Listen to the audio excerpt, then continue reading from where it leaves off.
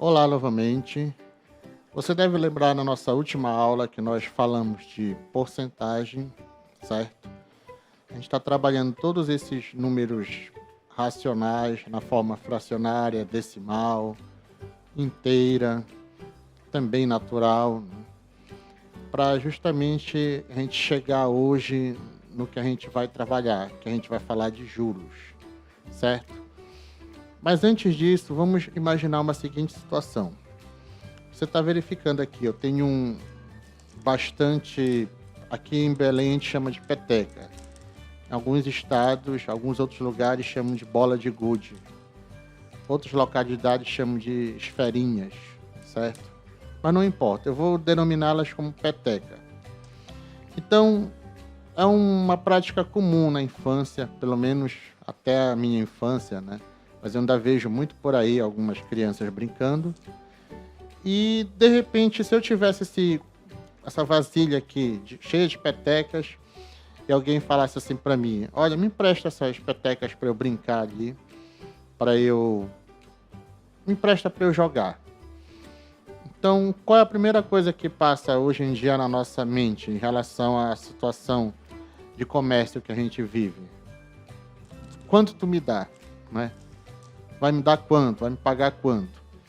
Certo? Às vezes, só para emprestar, a gente não faz a boa camaradagem. Às vezes, a gente quer alguma coisa em troca. Às vezes, não precisa ser o dinheiro. Pode ser, quando ele me devolver, ele me devolve com mais algumas petecas. Certo? Então, vamos supor que ele diga, olha, eu te dou 3 petecas de volta quando eu te devolver, que tu não tens. É que eu tenho das mais variadas possíveis. Certo? Então, por que eu estou falando isso? Porque é comum a gente emprestar materiais, certo? Alugar alguma coisa e sempre pedir no retorno disso, ou então durante o manuseio, o uso, algo em troca, certo? Eu já fiz até o símbolo aqui que você deve estar reconhecendo. Dinheiro, ou às vezes até um objeto mesmo em troca. Então, vamos deixar aqui um pouquinho esse balde de peteca e vamos falar hoje de juros simples, certo? Então, quando a gente empresta, vamos dizer assim, um certo dinheiro para alguém, a gente espera que esse dinheiro retorne para a nossa mão. Mas o dinheiro é como se fosse também um objeto desse tipo, a peteca. Então, se eu emprestar, por exemplo, me empresta R$100, quando eu te pagar, eu vou te pagar com 110, 105, 102, sei lá, dependendo do acordo que você faz.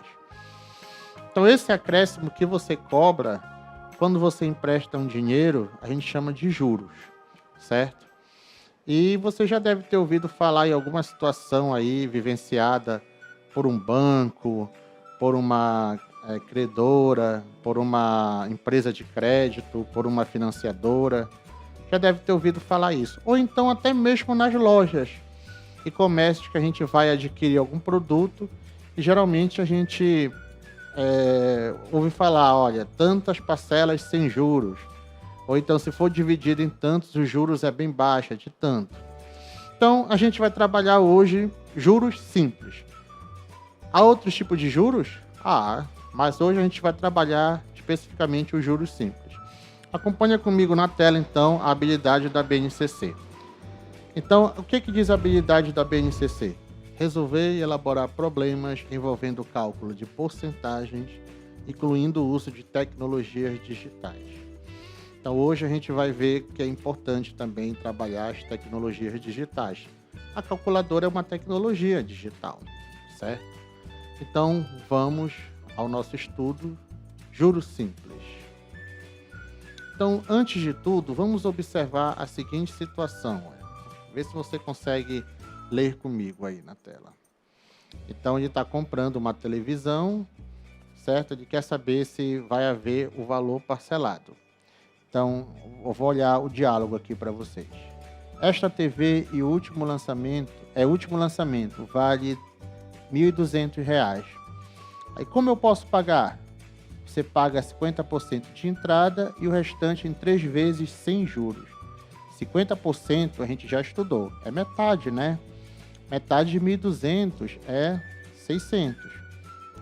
Fica faltando a outra metade, 600 em 3 vezes sem juros, divido, no caso, 600 por 3, obtenho 200, é isso? Isso mesmo. E se eu quiser pagar 30% de entrada e o restante em 10 vezes, posso? Nesse caso, 30% de 1.200 são 360. Então, vai faltar pagar R$ 840. Mas no caso de dividir o restante em 10 vezes, há um juro de 5% em cada parcela. Então, em vez de R$ 840, em vez de R$ 84, desculpa, que não deu para visualizar direito, eu vou pagar R$ 88,20 por mês. Então, você está verificando aí a situação, certo? De negociação, de pagamento de um televisor, de uma televisão. Você está vendo que dividiu em poucas parcelas, né? Ali diz que não tem juros, certo? E se for mais parcelas, aí ele já coloca uns juros. Então, vamos acompanhar novamente. Acompanha comigo. Então, lendo a história, o que você entendeu por juro? Essa resposta é pessoal, certo? O que você pode entender? Nesse caso aí, há várias respostas que você pode dar. Você pode dizer que, de repente, ele está cobrando um valor pelo fato de ele vai ter que esperar bastante para receber o dinheiro. Você pode dizer que, como são muitas parcelas, o dinheiro pode sofrer o efeito da inflação, aí por isso ele está cobrando. E também existe o risco, claro, de ele não receber o dinheiro, certo? Existe esse risco de haver, no caso, um não pagamento do restante das parcelas. Então, ele coloca esse valor também. Então, você está vendo que o juro simples, nesse caso, que está colocando aí, é uma medida assim meio que protetiva, né? Como se fosse uma garantia, certo? Para justamente ele poder ter esse retorno desse dinheiro. Quanto o comprador pagaria de entrada se desse 40% do total da TV? Nesse caso, quanto ainda restaria para ele pagar? Certo? Então, se ele desse 40% de entrada, quanto restaria para ele pagar? Vamos então acompanhar a solução. Vamos resolver. Vamos pôr em prática os nossos conhecimentos de porcentagem já estudados em uma aula anterior. 40% de 1.200. Como é que eu calculo? Lembrando que 40% é 40 sobre 100, 40 centésimos. Essa preposição de, ela indica sempre uma multiplicação. 40% de 1.200, certo? Se você for calcular, a gente já estudou a multiplicação de frações, certo? Você multiplica numerador, que é 40 vezes 1.200, e denominador vezes denominador, que é o número de baixo. 1.200 tem um 1 embaixo, como a gente já viu. Quando não aparece, é o 1. Então, fica 100 vezes 1, dá 100. Aí você multiplica 40 vezes 1.200, que dá 48.000. E aí você lembra que toda fração ela é uma divisão. Então, 48.000 dividido por 100, 480. Então, restaria aí de pagar 1.200 menos 480, certo? Que no caso, esse 480 seria a entrada, R$720. Então, restaria para ele pagar R$720. Se o comprador pagar à vista, ele ganha 10% de desconto. Isso aí, muitas lojas fazem esse tipo de oferta. Se eu pagar à vista, eu tenho desconto? Nesse caso, por quanto sai a TV? Então, vamos lá novamente aos nossos cálculos.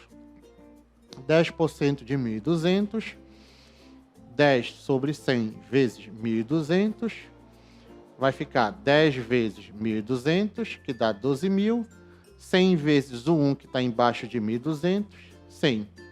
Então, vai ficar 12.000 dividido por 100, R$120. Então, esse aí seria o desconto. Então, a TV sai por 1.200 menos o valor do desconto, R$120. que vai sair por R$ 1.080. Então, é sempre importante, quando você for fazer uma compra, certo? Você ter esse tipo de pensamento, igual como a gente fez no terceiro item. Poxa, se eu vou pagar à vista, eu tenho algum desconto? Geralmente, se eles derem um desconto assim, que eu considero de 5% para cima, já é válido.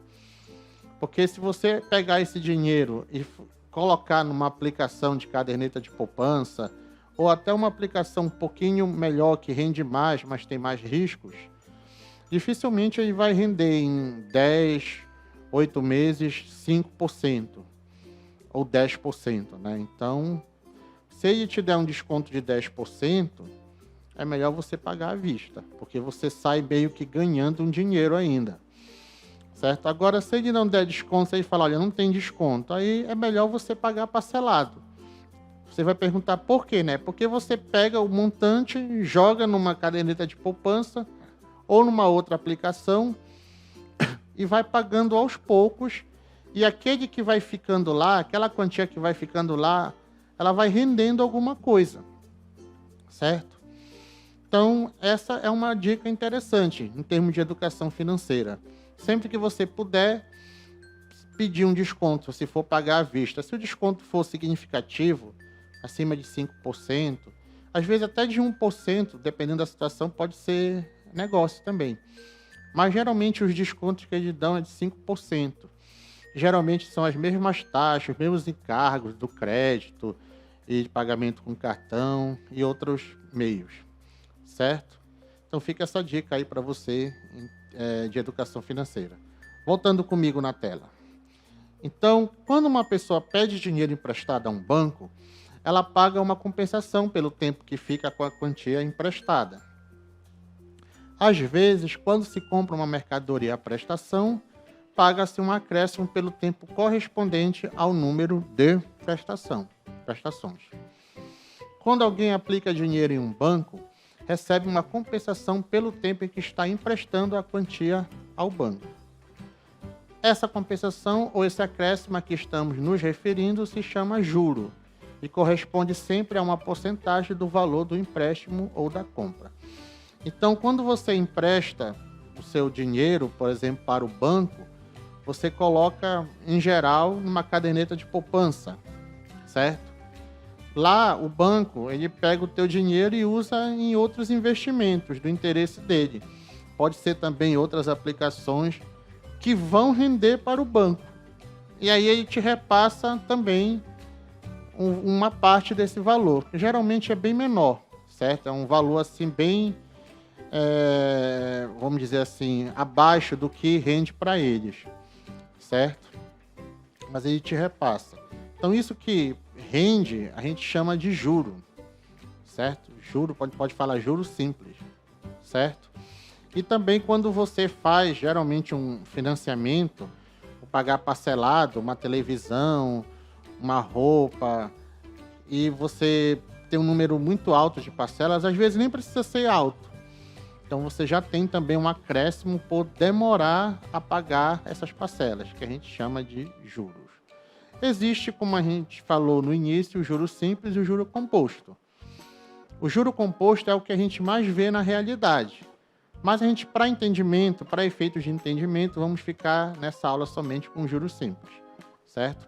Então, voltando comigo na tela, acompanha lá. Assim, podemos dizer que toda compensação em dinheiro que se paga ou que se recebe pela quantia em dinheiro que se empresta ou que se pede emprestado é chamada juro, certo? Quando falamos em juro, devemos considerar o dinheiro que se empresta ou que se pede emprestado. Chama-se capital. Então, o que você vai emprestar para alguém ou o que o banco ou outra pessoa te empresta, isso a gente chama de capital, certo? O capital, diferente de a capital, que é referente à cidade de algum estado, certo? Vamos dizer assim, que seria a principal cidade, a cidade mais urbanizada, a cidade de referência, a cidade mais desenvolvida, enfim, certo? É diferente de o capital, que é o dinheiro. Voltando comigo, acompanha comigo. A taxa de porcentagem que se paga pelo aluguel do dinheiro chama-se taxa de juro, certo? Ou simplesmente juro, como a gente costuma falar. O total que se paga no fim do empréstimo, ou seja, quando você recebe tudo ou você paga tudo de uma vez, a gente chama de montante, que na verdade é o capital mais o juro. Então, baseado nisso, vamos então a uma questão. Regina vai a um banco e faz um empréstimo de R$ 12.000 por 3 meses com uma taxa de juros simples de 2,7% ao mês. Qual a quantia que ela deverá pagar de juro e qual o total que Regina terá de pagar no fim do empréstimo? Então, observa. 3 meses, 2,7% ao mês. É importante que isso esteja sincronizado, certo? Relacionado. Se o tempo está em meses, a taxa percentual tem que estar também ao mês. Se o tempo estiver em anos ou outra unidade, você tem que transformar a taxa para o ano ou outra unidade, ou vice-versa, certo? Você fará isso em exercícios futuros. Então vamos lá. Vamos entender. Ela pegou R$ 12.000 de empréstimo, 3 meses, 2,7% ao mês. Quanto ela deverá pagar de juro? E qual o total que a Regina terá de pagar no fim do empréstimo? Então vamos lá. Vamos indicar por X a quantia que ela deverá pagar de juro e teremos. Então 2,7% de 12.000, certo? Em cada mês. Como são 3 meses, eu multiplico por 3.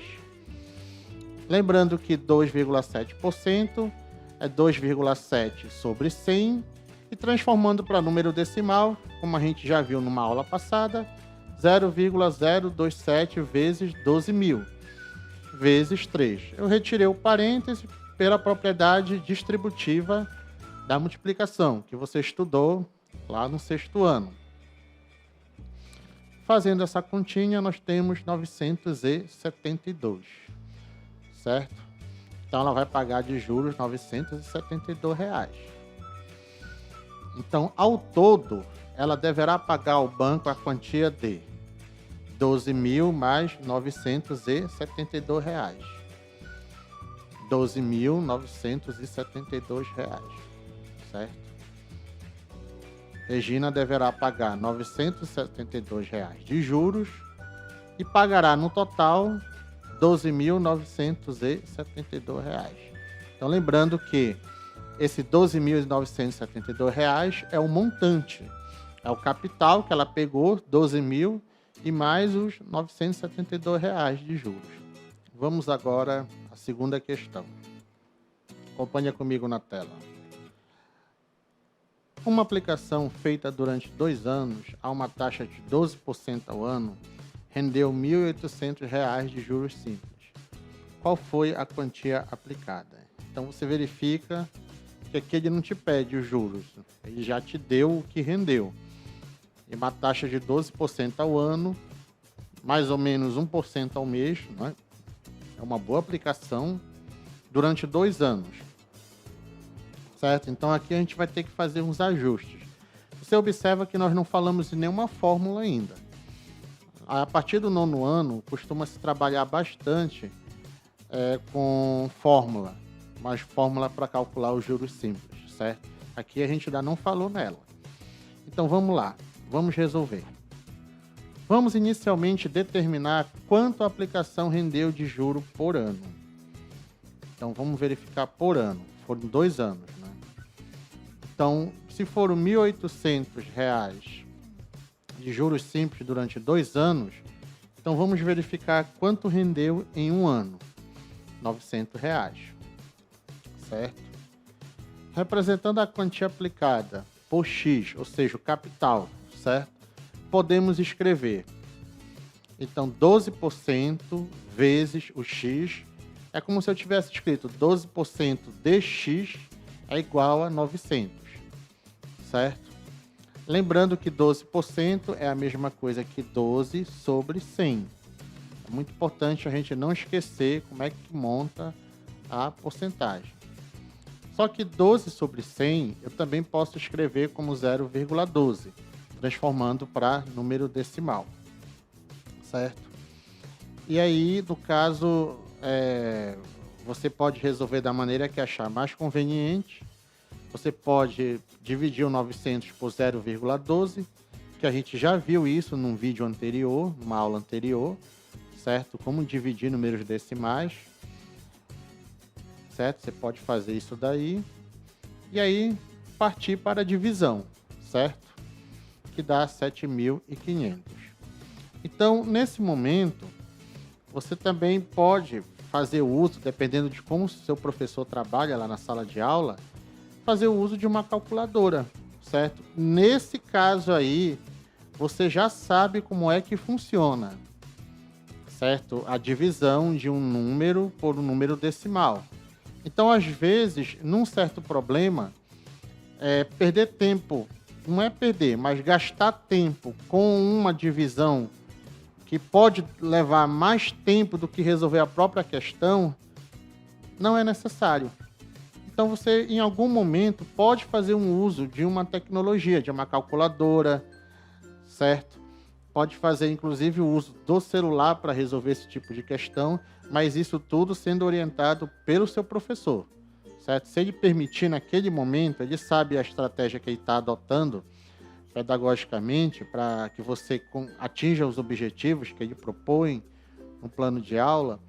Então, se ele acha necessário naquele momento para resolver esse problema, que você use uma tecnologia, que é a calculadora, o celular, aí não tem problema, certo?